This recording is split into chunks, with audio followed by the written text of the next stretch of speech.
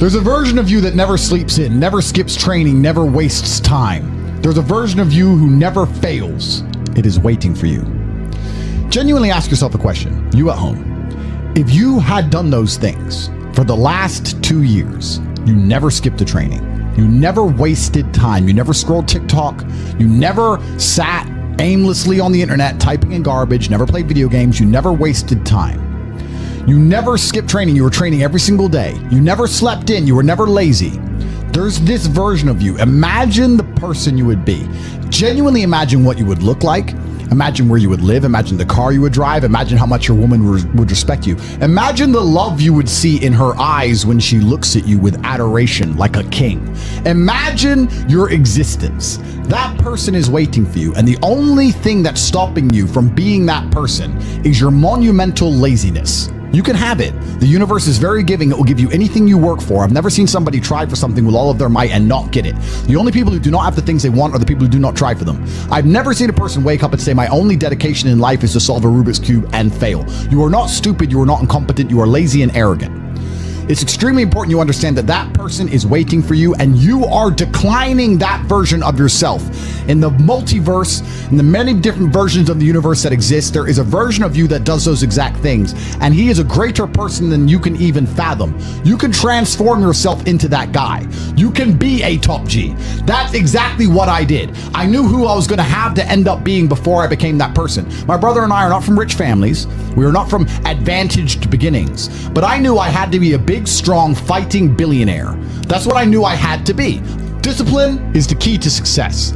If you cannot force yourself to do something you don't want to do, how are you ever going to put yourself through the suffering required for greatness?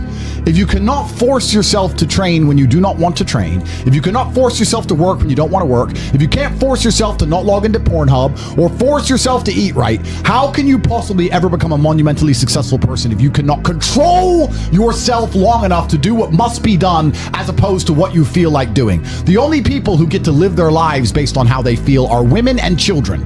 Children can cry because they feel like crying, as can a woman. A woman can start an argument because she feels like arguing, as can a child. A man must do what he is supposed to do irregardless of how he feels. That is the key component to masculinity, is discipline.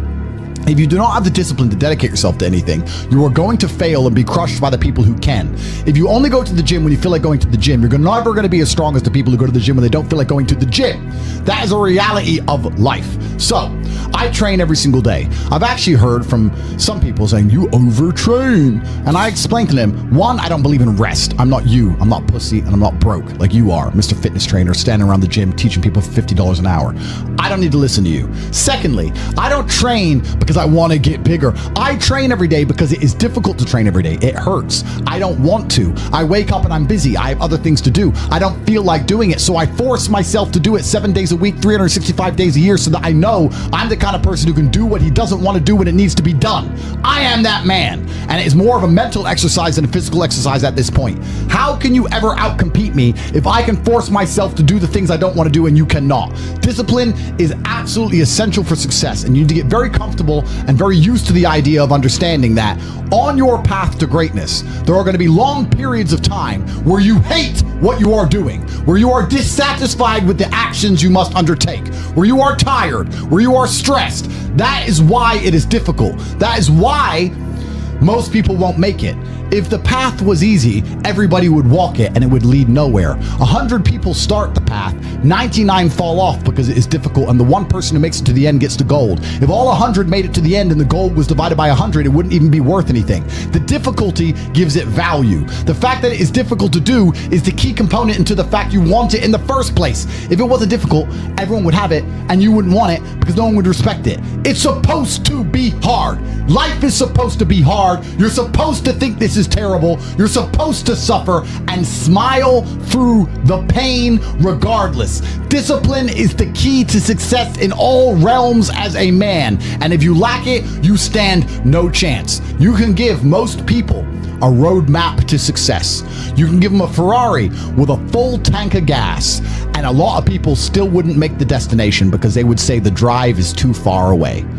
Quitters, they don't have the discipline. You can tell them exactly how to do it. You can give them the mechanism to get there, but they don't have the discipline to complete the drive and end up at the destination. That is the majority of Earth. This is your competition. People who, even if they are told what to do and people tell them exactly how to do it and help them do it, still quit, still fail because they lack discipline. Even me, with my monumental powers, I can't make a quitter successful. It doesn't matter how good I am. It doesn't matter how easily I make it for them to succeed. It doesn't matter how compendious and concise and powerful the real world is. It doesn't matter how much I text them and motivate them, how many emergency meetings I do to try and talk to them and hype them up, how much motivation I give them. It doesn't matter what I do. If they are a quitter, guess what they're going to do? They're going to quit.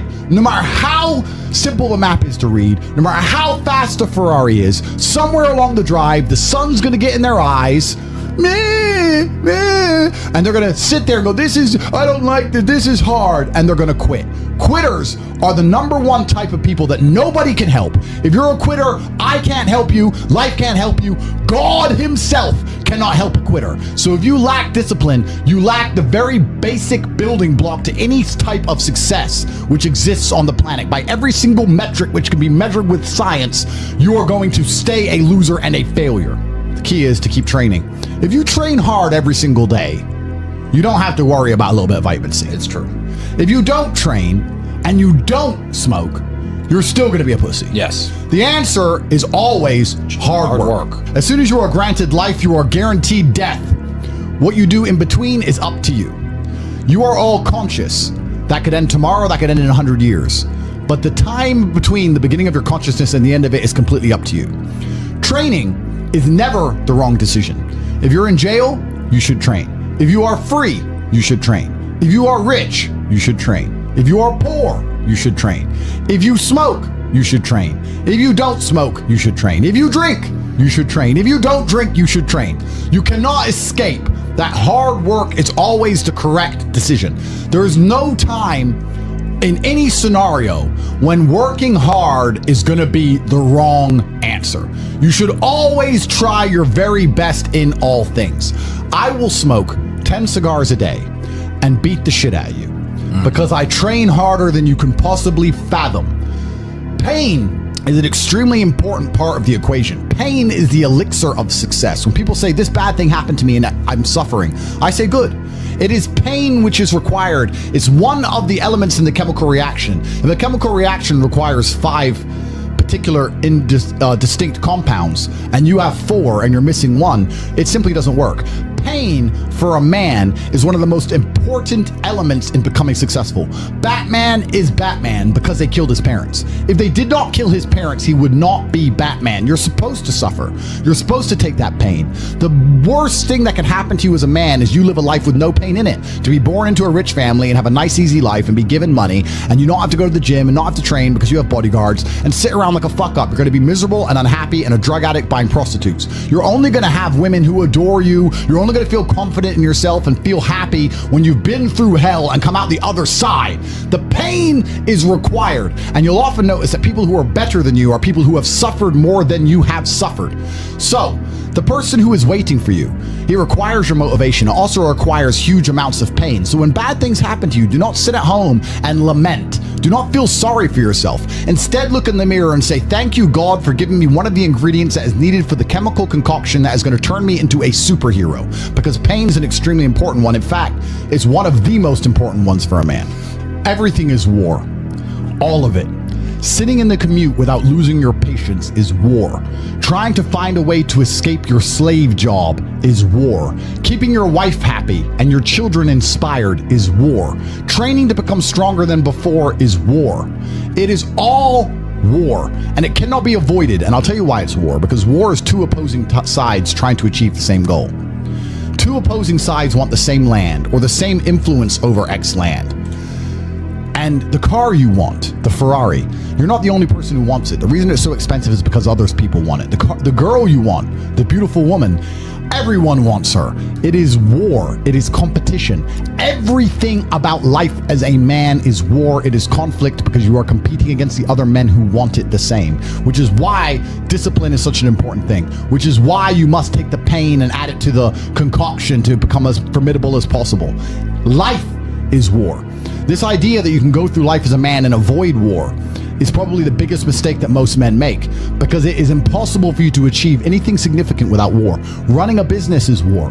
Running a hotel, running a restaurant, running an online company, it's war. Training is war. Life as a man is war. You need to wake up and view it exactly as what it is. Everything I want, other people want. Everything I desire, other men are trying to get. This is a war and I must outcompete them. That is the best possible mental model you can have. Even in jail, it was a war for who could stay most calm, a war who could control their mind the best, a war for who could suffer the least. That is war. I was surrounded by people who lost their minds and I refused. It was a battle and I was successful. Life in and of itself as a man is a never-ending struggle and a never-ending battle. It is the constant of the human condition. Evolution requires pain. While others complain that they do not feel happy enough, I'm happy I'm struggling. I don't want to be happy. I want to be great. This is the beauty of life as a man. Do you understand? I don't care. I'm happy to be struggling. I wanted to fight. You wanted to win. I wanted to fight. That's the difference. You're concerned with winning. I wanted to just fight. And we're fighting. That is the beauty of life as a man, to be great. If you concern yourself only with being happy, you are once again acting like a female or a child. Happiness is fleeting. It doesn't even matter if you're concerned only with the hedonism of happiness. You're going to drink alcohol and go to parties and go to festivals and take drugs. I want to be happy. Who cares? I want to be great. I want to be great all of the time. And let me ask you a question as a man at home, genuinely, truthfully. Would you rather be a loser who's always smiling, a happy loser, or would you rather be a stressed winner? Because I'll tell you something about winners. Most of them are stressed. We are stressed. We're stressed.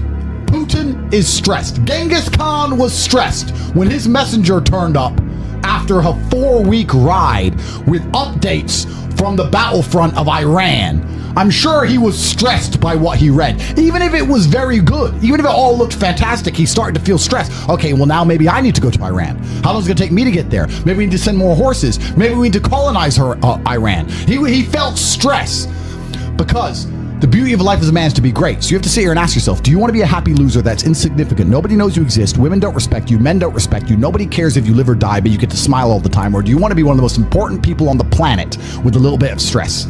I am brilliant because I've decided to be brilliant. And if I have to sacrifice happiness to be brilliant, then that's fine. You know what the great thing about it is? You know it's amazing what God gives, how the whole world becomes full circle? If you stop caring about being happy and you start caring instead about being great, guess what you end up being? Great.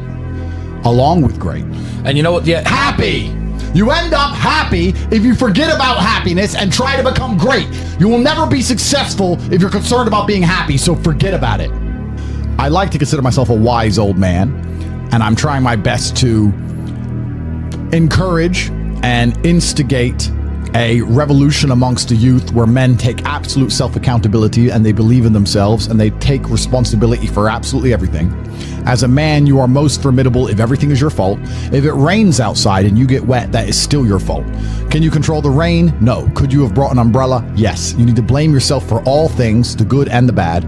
And by doing this, you take absolute self-accountability, which allows you to build a mental model in which you will find solutions, 1. 2, avoid trouble because you know that anything bad happens to you is your fault. And 3, be the most fearsome competitor possible because we're living in a very competitive world nowadays amongst the elites. The people who understand that you're living inside of a fish tank are trying very hard to get out. And you have to make sure that you can outrun some of them if you want to escape. It's an age-old adage. If a bear is chasing a group of people, you do not have to be the fastest one. You just have to be faster than the slowest. The slowest person is going to die. So as long as you're ahead of the majority of people, you stand a very good chance of avoiding slavery. Being a powerful man isn't always about furious anger and instilling fear. As enemies attempt to attack your energy and lower your vibration, understand this: power is untouchable. Power may notice, but it doesn't care. Sometimes power is simply not giving a fuck. Being a powerful man isn't always about furious anger and instilling fear, meaning sometimes it is. You need to retain the capability to instill fear with furious anger. A man who cannot do that is not a man. It is one of the cards you need to have in your deck. However, more often than not, when you're in a true position of power, you will play the alternate card, which I'm describing here as simply not caring. How can you not give a fuck about things? Well, I'll tell you how.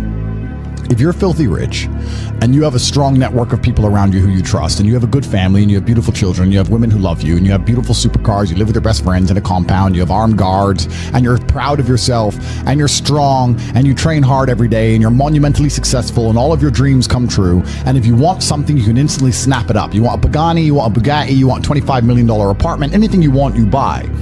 It's very easy to not give a shit about the opinions of people who don't have one fraction of your success. And what these people are trying to do is drag me, I'm using me as an example, but we can also use it for you. When you have true power, they're trying to drag you down. They're not trying to elevate themselves.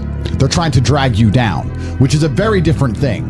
Because it's amazing how God rewards those who are trying to build and create and elevate, and how it punishes those who are simply trying to destroy and be spiteful and negative. And these people are going to dedicate hours and hours and millions of hours of their life towards a certain cause to try and drag people down who they cannot affect because they're already too powerful and too large.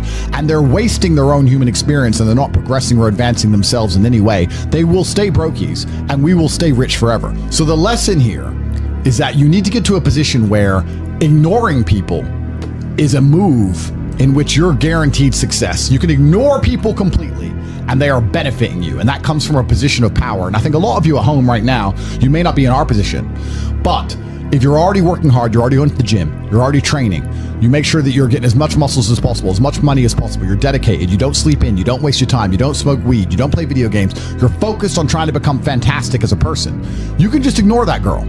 That girl who broke your heart or cheated on you, just ignore her. The most powerful move you can make is ignore her. Yeah, you could yell at her. Yeah, you could try and make her scared of you, blah, blah, right? That's not going to work.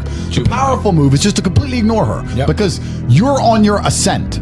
She is likely on her descent. She likely has no intention of improving herself, no intention of becoming richer, no intention of becoming better looking. Time is against her.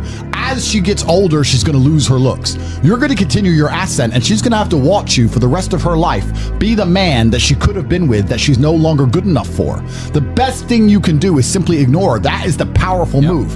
And it's the same with also men. It's not even a gendered argument. There's men who want to be your friends right now, who wanted to be your friend, and they did something wrong to you. And if you're on the right path doing the right things, karma, God, the universe, whatever you want to call it, is going to teach them a lesson for simply failing to be a good person to you while they had the chance. But when you have a whole bunch of money, you take care of the people you love. And that's the masculine prerogative. And even my brother and I, anyone who's been loyal to us, who's on our team, we monumentally reward. And everyone who ever displayed cowardice or sold us out or made mistakes massively regrets it because they see how well we treat the people who are close to us. If you lack somewhere, excel somewhere else. Counter your weaknesses by honing other capabilities. If you're ugly, become filthy rich. If you're poor, be as strong as an ox. Life is unfair. The primary focus of your energies is to balance the books. And there's two different ways you could interpret that.